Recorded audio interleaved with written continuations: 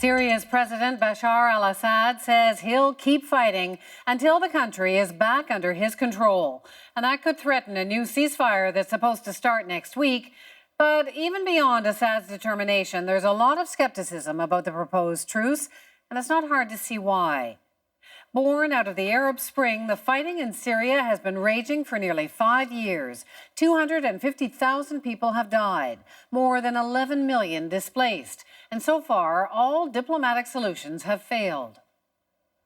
Nala Ayed has more on this from London. Nala? Wendy, in Munich, world powers may have struck a deal, but on the battlefields of Syria today, indifference.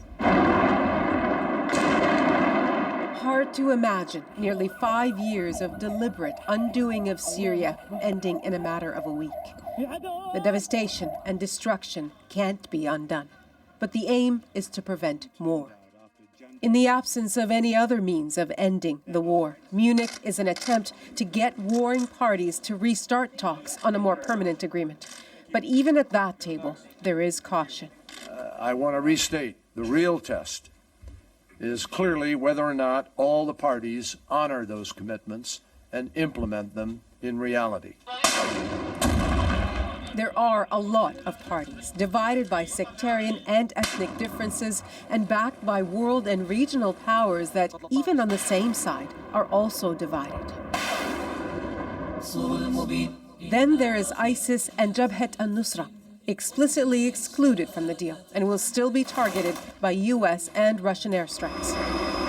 But the West accuses Russia of targeting moderate opposition groups too, and backing Syrian forces trying to make gains in Aleppo.